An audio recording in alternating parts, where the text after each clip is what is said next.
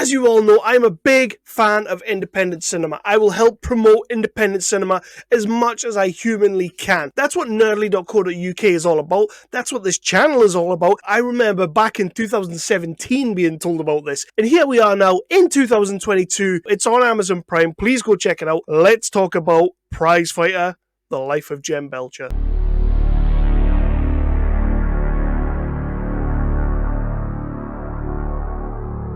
So hello everybody and welcome back to Nerdly Out Loud, the official channel of nerdly.co.uk, your favourite British home for your news, reviews and exclusive interviews. We like to talk about everything from the big budget to the low budget to the no budget, with a special keen interest on the lower end of the scale. Please do me a favour, take 2 seconds, hit that like button, hit that subscribe button and ding that notification bell.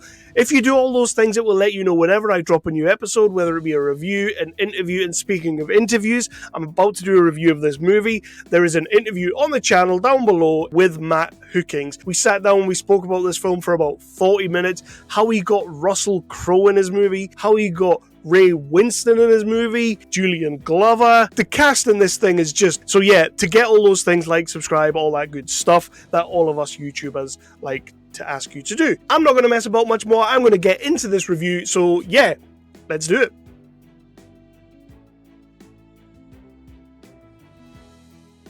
And if you've been on the channel, if you've watched the videos, then you know what my review process is. I like to talk about the plot of the movie, without spoilers of course. Then I like to talk about the cast and the crew of the movie. Then I like to get into what I liked and what I didn't like about the movie, which, you know, is often it's a mixed bag. End these reviews with my Nerdly Out Loud rating. That is the rating of Nerdly Out Loud, not necessarily the rating of Nerdly as a whole. I have to say that, but let's be honest, it's my reviews you come for, isn't it? Prizefighter is the story of Jem Belcher, as the title would suggest, the life of Jem Belcher, a future boxing champion. A little bit rough around the edges, but he wants to get into the sport. He's very good at the sport. However, family try and kind of keep him away from the sport. But moreover, it's also the story of, you could say, the birth of boxing at the start of the 19th century. It's sort of like a really, really early tale of boxing and how it started as kind of like a greasy bare knuckle boxing kind of in the fields kind of thing, and then it sort of escalates to the ring, and then it escalates to championship matches, which is so cool to see. I don't really think I've seen many films like that, if any, but we get to see that as the story of Jem progresses. He is very much a talented star of the future, but getting his way into these circles has proven to be a little bit tricky, so he needs to show his worth. But what he does have in his favour, Jack Slack. Jack Slack's a very well-known man, and everybody knows his fighting style, and he is just a bit of a badass, played by Russell Crowe, so that's all good. And this is noticed by Ray Winston, who plays Bill Waugh. Bill Waugh is about to become Jem Belcher's trainer, friend, confidant, you know, all that good stuff. He's going to be Mickey in the movie. He's going to be Mickey, and he's going to train him. He's going to get him where he needs to be. He's going to get him the big money fights, and he's going to make something of him, because he can see that he isn't just a boxer in terms of like throwing his fists at people. He's a boxer that uses his brain, and he's a young, talented man. And obviously that comes from a long lineage of talented fighters. So he takes him under his wing, and he's going to get him to be where he needs to be, which is awesome. And that's what the story's about. It's kind of his escalation through the ranks of becoming a world champion or a boxing champion. And in the meantime, you kind of have like the family thing, because his mum doesn't really want him fighting, because his mum has seen what it does to the family. We get a really kind of brutal, sort of visceral, raw run through of this kid's life, because he is only 19 when he becomes champion. He goes blind at the age of 22. And then I believe he dies at age 30. So we've got a very short window of time to be telling this story, and it's a really travelled story for something so short. But let's talk about the cast and characters. And obviously you've got Matt Hookings in the leading role as Jem Belcher. This is his baby. He's been living with this for a long time. He is the son of Dave Pierce. Dave Pierce is a boxing legend. And Matt has a lot of passion for this story of Jem, and he wanted to tell this story of Jem. And it kind of shines through. He wrote the movie, and I'm not saying the plot is absolutely 100% perfect, but they focused on the important things. They focused on Jem, they focused on the family, and they focused on the lineage of boxing. And that's kind of what you're tuning in for, to see the early stages of this. I think Matt is great in this movie. It's a big step up from Winter Ridge. I liked Winter Ridge, but there were moments in that movie where you're sitting there thinking Alan Ford is just propping this film up. That's not a slight on anyone else. If you've got Alan Ford, you better use Alan Ford. But in this movie, you've got another couple of like Hollywood British heavyweights that, let's be honest, I kind of feel like Matt Hookings is going toe-to-toe with. So I'm pleased and very glad to see that he's taken a big step up in the acting-wise, and he's written this himself, so writing-wise he's done a good job, and producing-wise, bringing these people on board, he's clearly done a good job there. You've got Ray Winston, and I'm going to say it right now, this is one of my favourite Ray Winston performances. He has some real like meaty chops going on in this film, and he always does bring the goods when it comes to his movies. Of course he does. It's Ray Winston. He's a well-travelled, broken-faced man, you know. In this film, he gets a couple of really good standout monologues that they do kind of remind you of the Mickey character in Rocky, and he gets some great stuff to do. I like what he's doing here. He gets a lot of good stuff to work with. And it's Ray Winston, so he's clearly elevating what he's working with. For me, I genuinely believe this to be one of the best Ray Winston roles that I've seen in about a decade. Russell bloody Crowe. But like back in 2017 when we were talking about Prizefighter, when we were interviewing Matt for Winter Ridge, yeah, I don't think Russell Crowe was probably in his mind for this role, but he's perfect for it. He's not in it for a great deal of time, and I don't think that's a spoiler because you've kind of got to get to the story of Jem, so you've got to deal with Jack Slack nice and early because Jem's a kid at that point. But he does have a little bit of a recurring performance, and he does keep coming back here and there. But what you do get is you get like the birth of the sort of the bare knuckle scene and whatnot, or not the birth of the bare knuckle scene, but you get the bare knuckle scene, and Russell Crowe seems like he's having fun, seems like he's enjoying this role. So he's putting a little bit of his trademark Russell Crowe cheeky chappy that you don't always get to see, but we get to see it a lot here, and I think he's doing a good job. Is this the best Russell Crowe performance you're ever going to see? Maybe not. It is kind of overshadowed by the likes of Matt and by the likes of Ray Winston, but he's doing a bloody good job. And he's doing everything he needs to do. I didn't need Gladiator in this film. I needed a proper, good, solid Russell Crowe performance. And that's why I got here. Big fan of Jodie May in this movie. Jodie May is wonderful as Jem's mum, Mary Belcher. You can really buy this character and you can buy her role. She is a solid performance in this. She kind of steals a couple of scenes from Matt. Cheeky little thing, but I really liked her in this movie, and I don't think he would be all that upset about me saying that she stole a couple of his scenes. Julian Glover, who doesn't love Julian Glover? The man's an absolute freaking legend.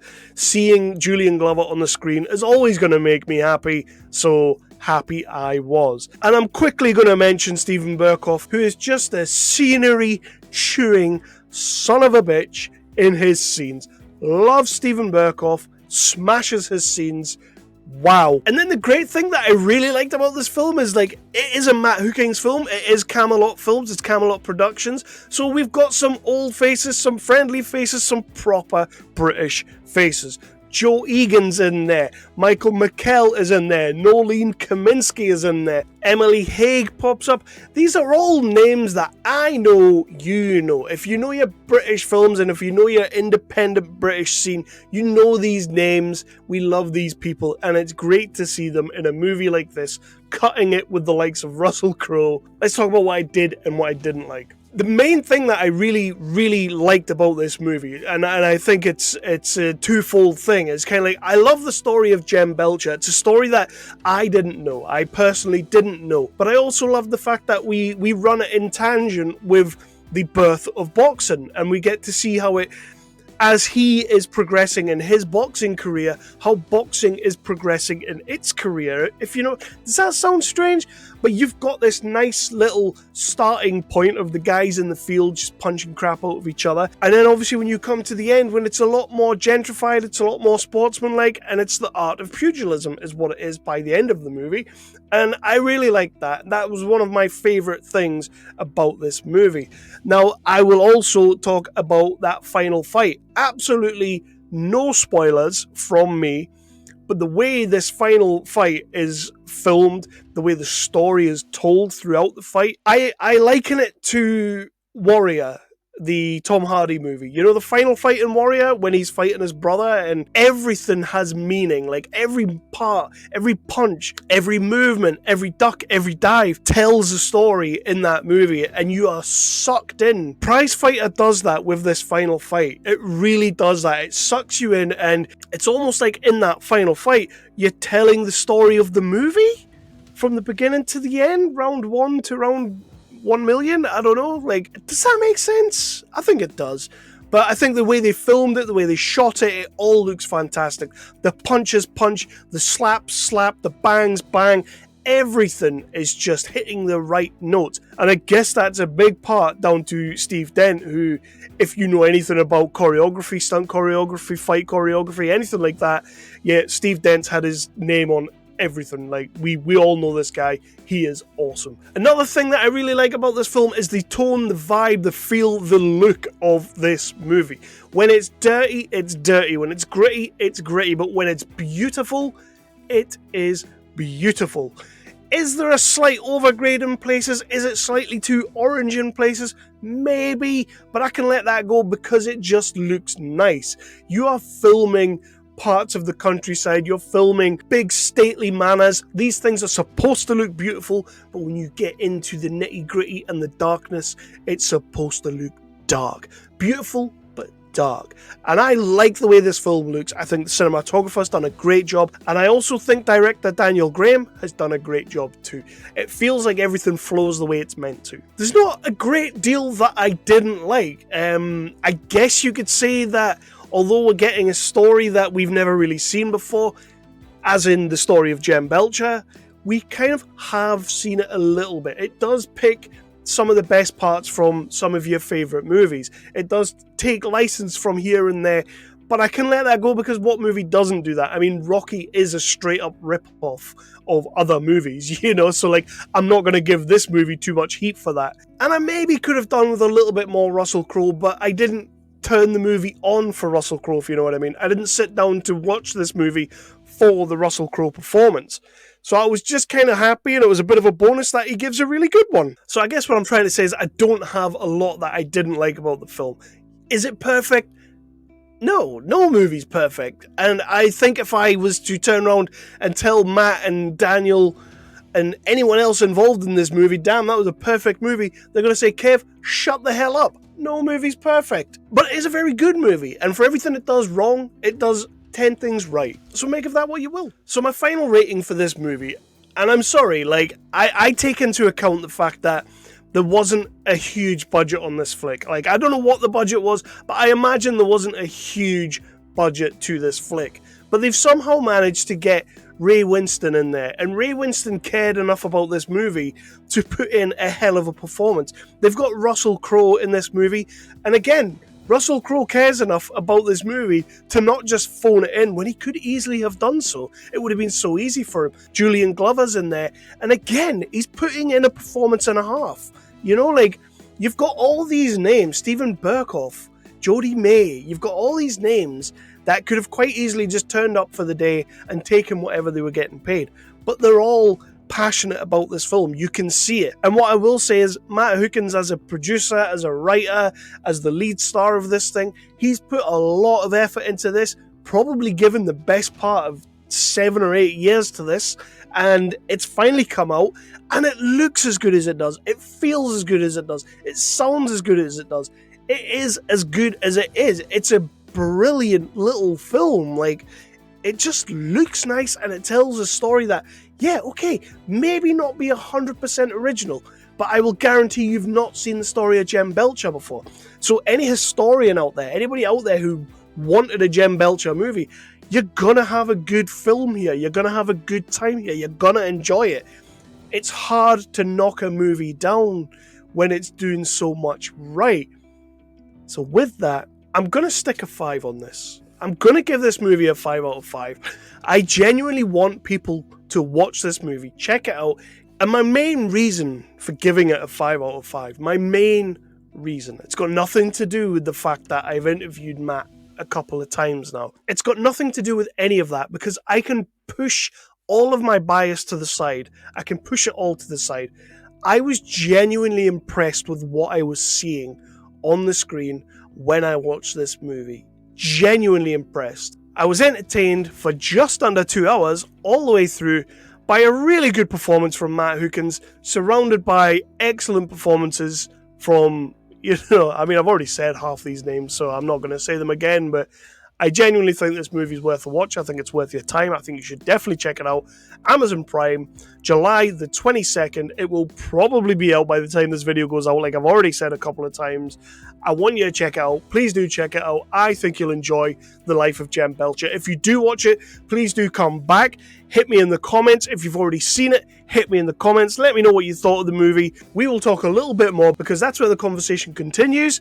I'm going to go because I'm just waffling on now, but perfectly honest, 5 out of 5, The Life of Jem Belcher, Prizefighter, give it a watch.